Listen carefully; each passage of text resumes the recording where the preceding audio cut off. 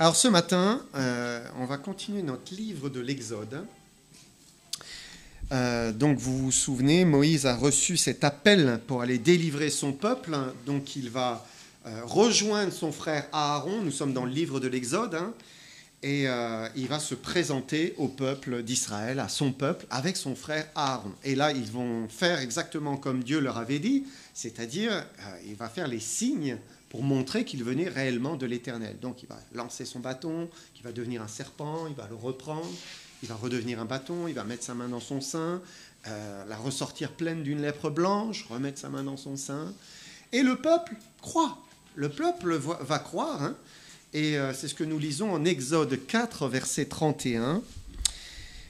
Nous lisons « Et le peuple crut, ils apprirent que l'Éternel avait visité les enfants d'Israël, qu'il avait vu leur souffrance, et ils s'inclinèrent et se prosternèrent. » Voilà, donc Moïse et Aaron vont maintenant pouvoir rentrer chez Pharaon et plaider pour qu'il délivre le peuple d'Israël. Mais ce matin, ce n'est pas ce sujet-là que j'aimerais que nous abordions. En fait, quand Moïse a reçu son appel, il a pris sa femme, son fils, et puis il a quitté le pays de Madian en direction donc de l'Égypte. Et à ce moment-là, il s'est passé quelque chose, un événement, et c'est cela que j'aimerais que nous regardions. Donc c'est Exode 4, versets 24 à 26. Exode 4, versets 24 à 26. Pendant le voyage, en un lieu où Moïse passa la nuit, l'Éternel l'attaqua et voulut le faire mourir. Séphora prit une pierre aiguë, coupa le prépuce de son fils et le jeta aux pieds de Moïse en disant « Tu es pour moi un époux de sang. » Et l'Éternel le laissa. C'est alors qu'elle dit « époux de sang » à cause de la circoncision. Donc Dieu s'en est pris à Moïse sur le chemin de l'Égypte. Et on peut se poser la question, mais pourquoi l'Éternel a attaqué Moïse ici? Et la raison, eh bien, on l'a dans le texte, c'est qu'il n'avait pas circoncis son fils né de Séphora. Et on comprend que la charge lui incombait. La circoncision est un rite que Dieu avait donné à Abraham. Vous vous souvenez dans la Genèse. Et ce matin, eh bien, j'aimerais qu'on voit d'abord la circoncision. Ensuite, que l'on voit le lien que l'on peut ou non faire avec le baptême. Parce que certains ont pris un raccourci et, en disant que finalement, ce que la circoncision était pour les Juifs, le baptême l'est pour les chrétiens. Est-ce qu'on a le droit de dire ça? Est-ce qu'on peut? Oui, non. Jusqu'où peut-on aller? Est-ce qu'il y a des parallèles? Et puis enfin, nous verrons ensemble les leçons spirituelles à tirer de l'un comme de l'autre. Donc d'abord, il est important de comprendre la circoncision. Et pour le comprendre, eh bien, il faut aller dans le texte de la Genèse qui nous en donne l'origine. D'où cela vient? Eh bien, c'est Genèse 17, et on va lire les versets 1 à 14. Nous lisons ici, « Lorsqu'Abraham fut âgé de 99 ans, l'Éternel apparut à Abraham et lui dit, « Je suis le Dieu Tout-Puissant. Marche devant ma face et sois intègre. J'établirai mon alliance entre moi et toi, et je te multiplierai à l'extrême. » Abraham tomba sur sa face, et Dieu lui parla en disant, « Voici mon alliance que je fais avec toi. Tu deviendras père d'une multitude de nations. On ne t'appellera plus Abraham, mais ton nom sera Abraham, car je te rends père d'une multitude de nations. Je te rendrai fécond à l'extrême, je ferai de toi des nations, des rois sortiront de toi. J'établirai mon alliance entre toi et toi, entre tes descendants après toi, selon leur génération. Ce sera une alliance perpétuelle, en vertu de laquelle je serai ton Dieu et celui de ta postérité après toi. Je te donnerai, et à tes descendants après toi, le pays que tu habites comme étranger, tout le pays de Canaan, en possession perpétuelle, et je serai leur Dieu. Dieu dit à Abraham, « Toi, tu garderas mon alliance, toi et tes descendants après toi, selon leur génération. C'est ici mon alliance que vous garderez entre moi et vous, ta postérité après toi. Tout mâle parmi vous sera circoncis. Vous vous circoncirez et ce sera un signe d'alliance entre moi et vous. À l'âge de 8 jours, tout mâle parmi vous sera circoncis, selon vos générations, qui soit né dans la maison, qui soit acquis à prix d'argent, de tout fils d'étranger, sans appartenir à ta race.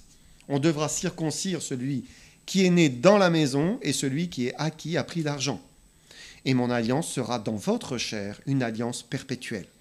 Un mâle incirconcis qui n'aura pas été circoncis dans sa chair sera exterminé du milieu de son peuple. Il aura violé mon alliance.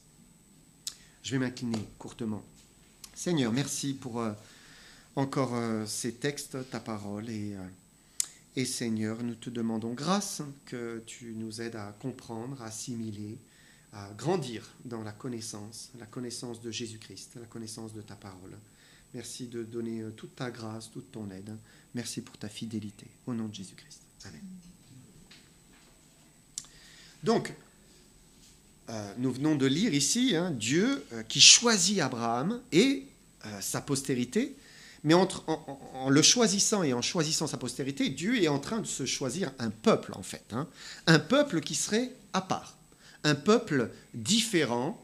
Ce serait un peuple qui lui appartiendrait, le peuple de Dieu. Alors pour marquer cette différence, Dieu va établir alliance avec eux, avec un signe d'alliance entre lui et eux, la circoncision. Verset 10, il dit « Tout mâle parmi vous sera circoncis ». Et il faut bien comprendre que ce que Dieu voulait, c'est vraiment un peuple à part, c'est-à-dire un peuple saint, un peuple qui reçoit les lois de Dieu, un peuple qui est couvert par Dieu, qui appartient à Dieu et qui brille par la connaissance de Dieu. Parce que Dieu allait se révéler à ce peuple. Alors, eh bien, il voulait aussi qu'il y ait ce signe dans la chair, un signe fort qui marque la différence, et un signe qui leur permettrait aussi à eux de ne jamais oublier à qui ils appartenaient, avec qui ils avaient fait alliance, puisque ce serait dans leur chair. Alors, la circoncision, elle peut être choquante pour certains, parce que c'est quand même un acte chirurgical, douloureux, difficile. Même certains diraient, mais c'est quand même barbare, et Dieu demande cela en plus, c'est barbare. Mais c'est intéressant de se pencher un peu sur la médecine, et qu'est-ce que dit la médecine moderne à ce sujet ? D'abord, il est certain qu'à une époque, comme au temps d'Abraham et plus tard, où les douches étaient très rares, dans le désert, c'était beaucoup plus hygiénique d'être circoncis.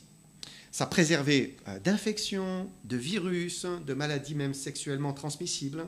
Et c'est pour cela que même l'OMS aujourd'hui continue à faire des campagnes de circoncision dans des pays où justement l'hygiène laisse à désirer. Et pour protéger, eh bien, on continue à le faire. Ensuite, c'est vraiment intéressant de voir que Dieu a dit le 8e jour de la vie de l'enfant, c'est là où vous le circoncirez. En fait, la médecine, alors je ne suis pas médecin, je ne connais pas tous les termes, mais la médecine a révélé qu'au 8e jour de l'enfant, c'est là où le taux, je ne sais même pas de quoi il s'agit, mais qui permet la cicatrisation, c'est là où c'est le plus élevé dans la vie d'un homme. Après, ça redescend. Alors, on cicatrise bien, mais le taux où c'est le plus fort, c'est le 8e jour. Et Dieu dit, c'est le 8e jour. Parce que c'était le meilleur jour. Médicalement, c'était le meilleur jour. Avant, eh bien, peut-être risque de faire un problème avec l'enfant, parce qu'il allait perdre trop de sang, une hémorragie. Et puis après, eh bien, oui, ça cicatrise, mais c'est plus difficile, c'est plus long. Le 8e jour, c'était le meilleur jour. Donc finalement, on se dit, mais en fait, c'était pas si barbare, puisqu'on continue à le faire, et pas insensé. C'était pas insensé. Et Dieu l'a voulu comme un signe d'alliance entre lui et son peuple. Dieu dit à Abraham, avec toi, tes descendants après toi, ta postérité après toi. Alors Moïse, eh bien, il a été circoncis le 8e jour, comme ils avaient reçu d'Abraham. Plus tard, eh bien, il a appris, c'est le signe que l'Éternel a donné à son peuple. Et une fois qu'il a quitté l'Égypte, qu'il est parti, donc, après ses 40 ans, progressivement, eh bien, voilà, il y a de la distance qui s'est mise. Il s'est mis à peut-être mettre un peu de côté son peuple d'Israël, et il a négligé le signe de l'alliance. Parce que c'était à lui que revenait la responsabilité de circoncire son fils, né de Séphora, mais il ne l'a pas fait. Alors qu'est-ce qui s'est passé là ? Est-ce que Séphora païenne l'en a dissuadé ? C'est possible, la mère peut dire, mais non, Est-ce que c'est lui qui n'a pas eu le courage de lui imposer en disant « Mais non, nous sommes le peuple de Dieu, le peuple de l'Alliance ». En tout cas, Moïse a désobéi. Et c'est pour cela que Dieu a attaqué Moïse cette nuit-là, hein, parce qu'il a violé l'alliance qui était avec son peuple. Hein. Et c'était vraiment important. Pourquoi ? Parce que Dieu appelait Moïse. Ça y est, Moïse avait répondu à l'appel. L'appel de quoi ? De devenir un guide, de devenir un conducteur, celui qui allait transmettre la loi de Dieu. Hein. Dans tout l'Exode, c'est ça. Il va transmettre la loi de Dieu. En fait, il va devenir en quelque sorte le législateur du peuple d'Israël. Comment le législateur de la loi ne respecte pas lui-même le signe de l'alliance, hein, et la loi, puisqu'après ça va être repris même dans la loi, hein, pour les Juifs. Alors on pense que Moïse a été attaqué par l'Éternel par le biais d'une maladie, quelque chose, hein, qui a fait que Moïse est devenu incapable de pratiquer lui-même la circoncision de son fils, puisque c'est Séphora qui va prendre l'initiative, comme si lui, en fait, il était alité, il était faible, je ne sais pas ce qu'il avait. Hein. Et Séphora comprend très bien et très vite d'où vient le problème. Il est possible qu'ils aient abordé le sujet, qu'ils en aient parlé, etc. Hein. Et elle fait le lien très vite et elle se dit, mais Dieu est en train de me reprendre mon mari. Est-ce que ce n'est pas à cause de cela, justement ? Et alors c'est elle qui prend l'initiative, elle circoncis son fils, et c'est alors qu'elle dit époux de sang. Époux de sang. Aussi, le signe est très fort pour elle, païenne, hein, de faire cela. C'était finalement un rejet de son paganisme et une assimilation au peuple de Dieu. Hein. C'était finalement, en disant Moïse est un époux de sang à cause du sang qui a coulé de son fils, c'est comme si elle et son fils entraient dans l'alliance en disant oui, nous sommes avec toi, hein, nous sommes aussi parmi le peuple de l'Éternel. Alors peut-être vous vous dites, mais en quoi tout cela me concerne, à moi, chrétien, hein, du XXIe siècle ? Est-ce qu'il y a un parallèle à faire entre l'ancienne alliance, cette alliance, et puis la nouvelle alliance ? Alors c'est important de comprendre que la circoncision, signe de la première alliance, a été très discutée au 1er siècle, au tout début du christianisme. Les premiers chrétiens se sont demandé, sous la pression des Juifs, est-ce que nous devons nous-mêmes nous faire circoncire ? Vous êtes le peuple de Dieu, voilà, le Messie, nous croyons. Et les Juifs poussaient dans ce sens. Et ça a été, c'est ce qui a amené le premier concile de l'histoire, c'est-à-dire le concile de Jérusalem. C'était le sujet central. Ils se sont réunis et ils se sont posé la question. Et la réponse, c'est non, non, les païens n'ont pas à se faire circoncire pour être sauvés. Pourquoi ? D'abord parce que la circoncision n'a rien à voir avec le salut. Ce n'est pas la circoncision qui sauvait en soi. Elle était plutôt le sceau de la justice obtenue par la foi. Et nous le lisons en Romains 4, verset 11. Regardez. Romains 4, verset 11. Et Abraham, l'apôtre Paul donc dit, et Abraham reçut le signe de la circoncision comme sceau de la justice qu'il avait obtenue par la foi quand il était incirconcis, afin d'être le père de tous les incirconcis qui croient, pour que la justice leur soit aussi imputée. Et attachez-vous à cette première partie du verset. Abraham reçut le signe de la circoncision comme sceau de la justice qu'il avait obtenu par la foi quand il était incirconcis. Donc ça veut dire, l'ordre c'est ça, c'est Abraham croit, il est justifié par la foi, donc il est rendu juste par Dieu, parce qu'il a cru en Dieu, hein, c'est la foi qui sauve. Et ensuite, il reçoit la circoncision comme signe de la justice qu'il a obtenue par la foi. D'accord ? La circoncision vient après. Et donc la circoncision, elle ne sauvait personne, mais c'était un signe de la foi des Juifs, finalement, hein, un signe qu'ils croyaient qu'ils étaient le peuple de l'Alliance, et voilà, nous faisons partie du peuple de Dieu. Et lorsque l'Évangile s'est répandu vers les païens, Dieu n'a pas demandé la circoncision, pas du tout. Parce que désormais, ils n'étaient plus sous l'ancienne alliance, cette alliance-là avec la circoncision, mais sous la nouvelle alliance. La nouvelle alliance, c'est quoi ? C'est la nouvelle alliance en son sang. C'est le sang de Jésus qui a été versé. Hein.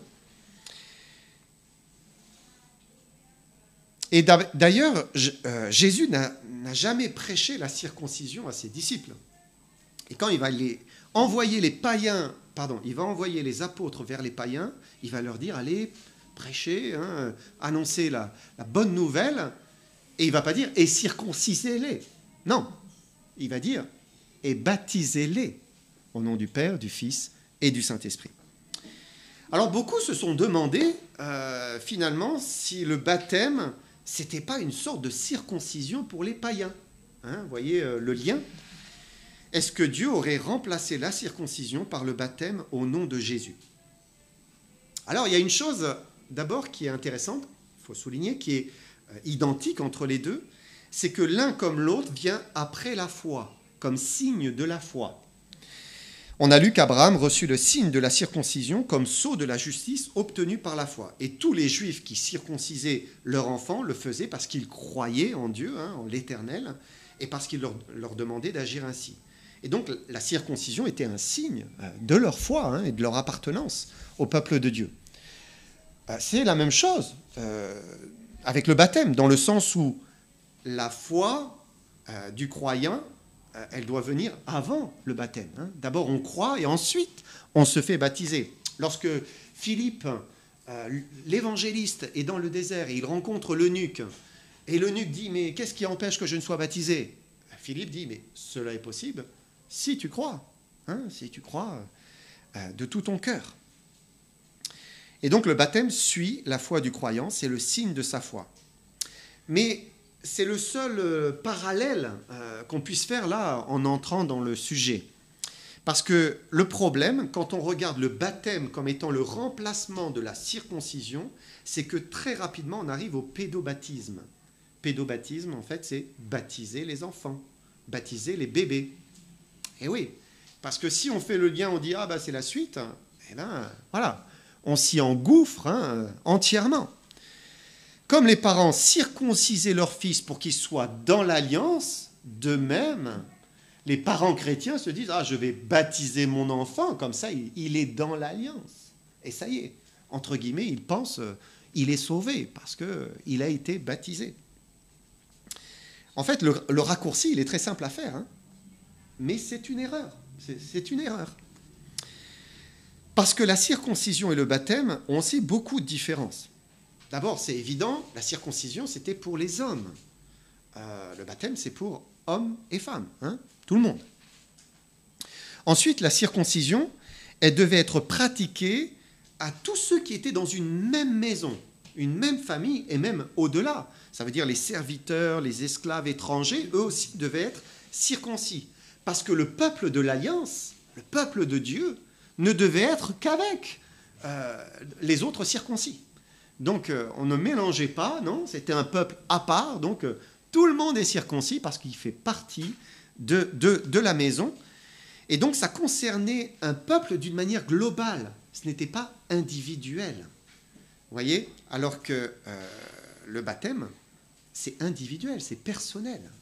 C'est la personne. Ce n'est pas parce que je suis baptisé que toute ma maison doit être baptisée.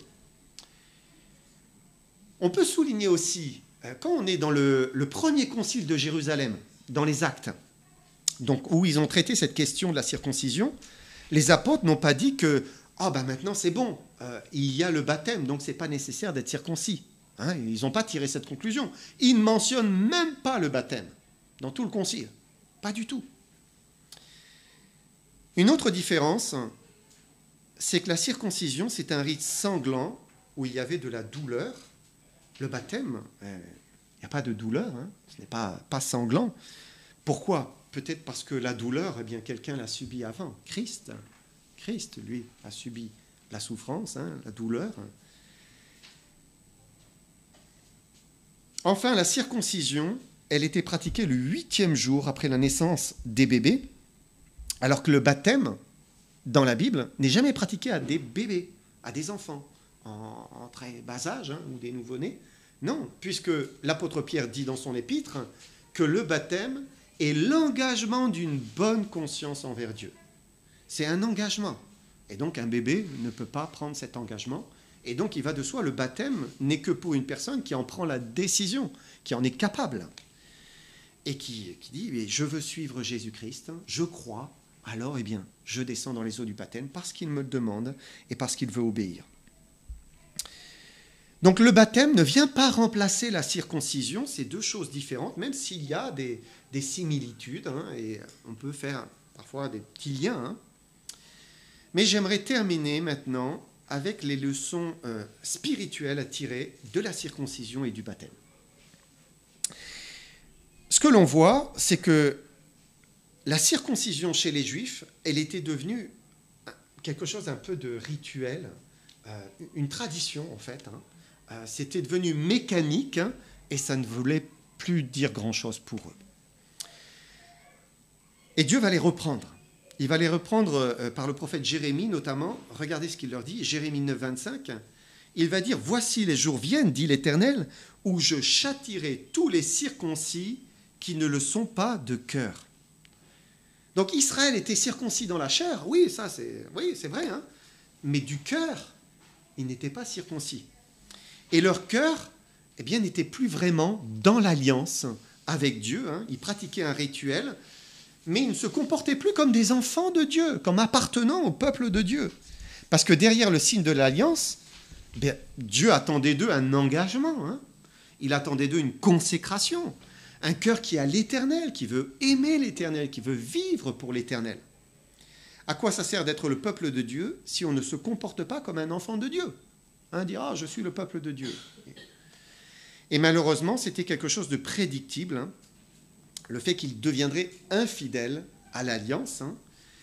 Et la circoncision et le signe, hein, de leur foi était une bonne chose en soi, mais si on en perdait la valeur, le sens, bah, à quoi ça servait ? Alors Dieu va intervenir. J'aimerais lire Deutéronome 30, verset 6.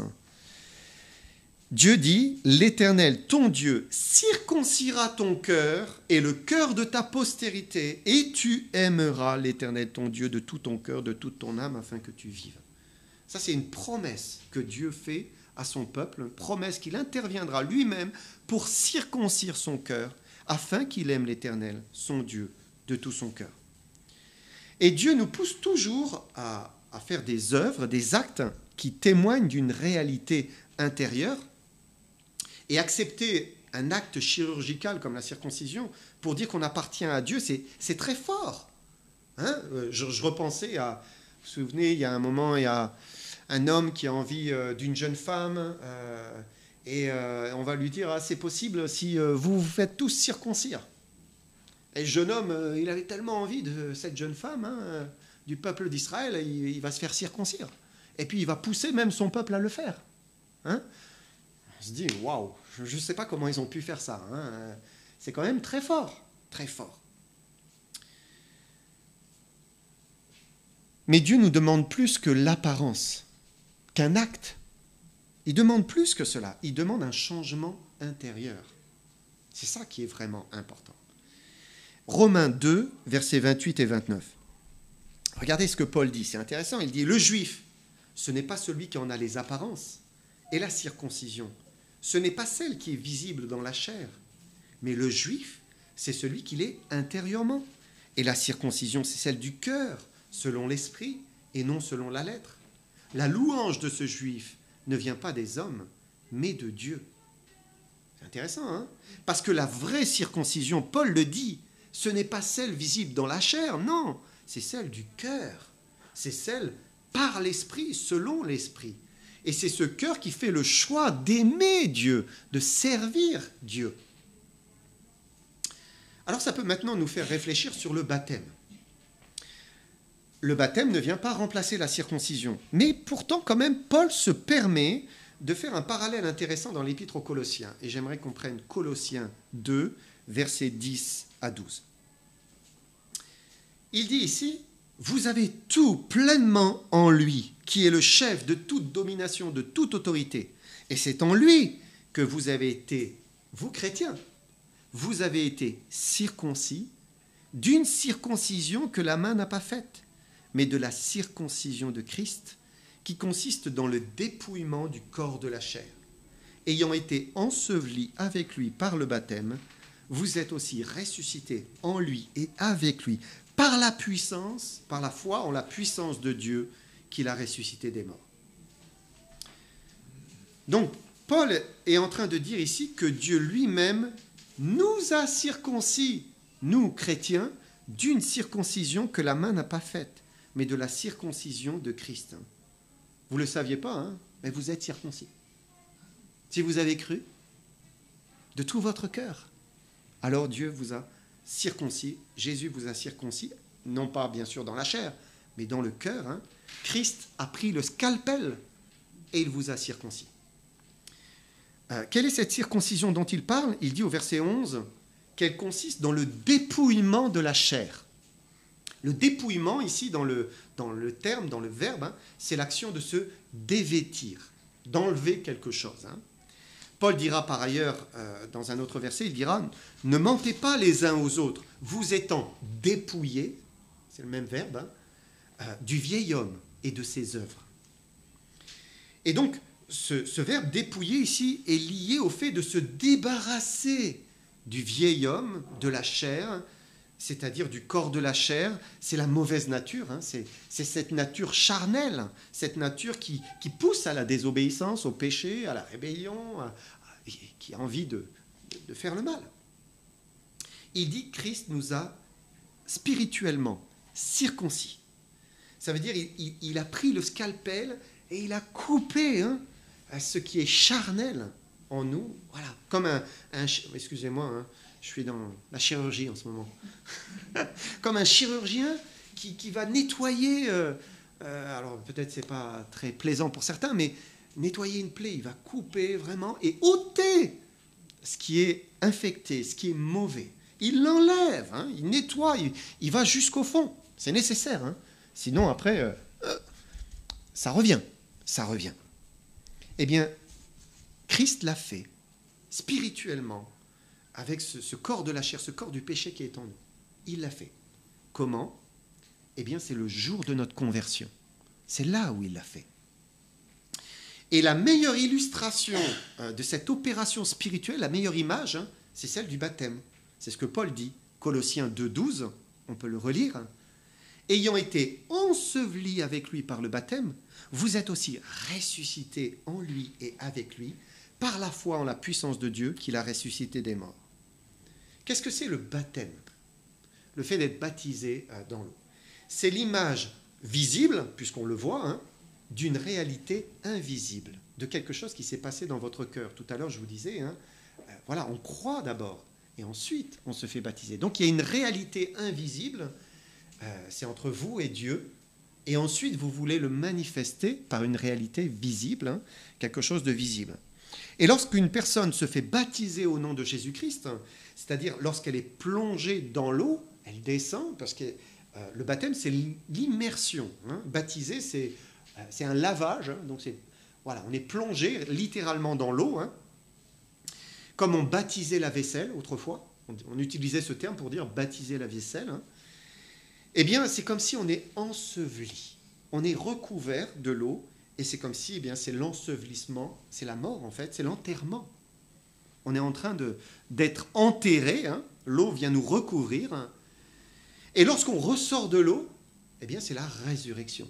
On ressort, hein, pour une nouvelle vie en Jésus-Christ, hein, et le croyant se relève pour vivre en lui, par lui, en Jésus, par Jésus. C'est magnifique, hein, c'est magnifique. Et c'est là où Christ opère cela. C'est là où il donne ce coup de scalpel, hein, et il permet cette séparation, hein, pour justement permettre de revivre en nouveauté de vie, libéré, hein, de la chair. Et le baptême, c'est une image spirituelle forte d'une vérité qui s'est produite le jour de la conversion. Le jour où on donne sa vie à Jésus-Christ, hein, ça y est, Dieu le fait. C'est pour cela que Philippe a répondu à l'eunuque qui voulait être baptisé, « Si tu crois de tout ton cœur, cela est possible. » Qu'est-ce qu'il répond? « Je crois que Jésus-Christ est le Fils de Dieu. » Il croit de toute son âme. C'est bon, tu peux être baptisé. Tu peux descendre dans l'eau du baptême. Et il venait de se convertir par la foi en croyant que Jésus était vraiment son Sauveur et son Seigneur. Et dans cet instant, il venait de vivre la régénération. La régénération, c'est ça, hein. C'est là où il y a cette nouvelle nature, hein, que Dieu nous donne, hein. Et c'est là où il y a ce coup de scalpel qui sépare, hein, de la nature pécheresse. Hein. Alors, eh bien, il a été baptisé. L'eunuque n'était pas un circoncis dans la chair, mais il était, ça y est, circoncis de cœur par la main de Christ. Galates 6, verset 15, ce verset qui était affiché tout à l'heure. Ce n'est rien d'être circoncis ou incirconcis. Ce qui est quelque chose, c'est d'être une nouvelle création. Une nouvelle création. Et c'est ça qui est vraiment important. Par la régénération, Dieu opère dans le cœur de celui qui croit. Eh bien, il fait de nous un être nouveau. Nous sommes une nouvelle création parce que Dieu sépare, hein, il coupe, hein, cette nature pécheresse et il donne cette nouvelle nature, hein, en Jésus-Christ. Et donc le baptême au nom de Jésus-Christ est vraiment important. J'arrive à la conclusion ici, hein, c'est une ordonnance. Alors je ne sais pas si où vous en êtes avec le Seigneur aujourd'hui, hein, mais si vous n'êtes pas baptisé, mais que vous croyez de tout votre cœur que Jésus-Christ est réellement le Fils de Dieu, qu'il est votre Sauveur, alors Dieu vous demande de vous faire baptiser. C'est ce qu'il vous demande. Vous allez montrer d'une manière visible ce que vous avez cru dans votre cœur. Parce que le plus important, c'est la foi. La foi, la circoncision du cœur. Hein. Une circoncision qu'on ne peut pas opérer sur soi-même. C'est impossible. C'est parce que je crois, alors Dieu le fait en moi. Et c'est ça qui me sauve, cette foi en lui. Êtes-vous circoncis de cœur? Êtes-vous circoncis de la circoncision de Christ? Croyez-vous, en fait, de tout votre cœur? C'est ça la question. Et si vous êtes baptisé, parce qu'on est plusieurs à être baptisés ici, hein, c'est que vous avez déjà vécu cette circoncision de Christ, hein, donc vous êtes une nouvelle création. Et la question, c'est, vivez-vous maintenant en nouveauté de vie, hein, c'est-à-dire toujours debout, relevé, et en vivant dans cette vie nouvelle, hein, que Jésus-Christ nous a donnée. Chaque matin, il faut se lever, hein, et vivre en Jésus-Christ. Hein. À quoi ça sert d'être baptisé si on continue à vivre comme un mort? Non, Dieu nous a sauvés pour qu'on puisse vivre maintenant en lui. Ce qui est quelque chose, c'est d'être une nouvelle création, chaque jour, et de vivre dans cette nouvelle nature que Dieu nous a donnée. Que le Seigneur vous bénisse.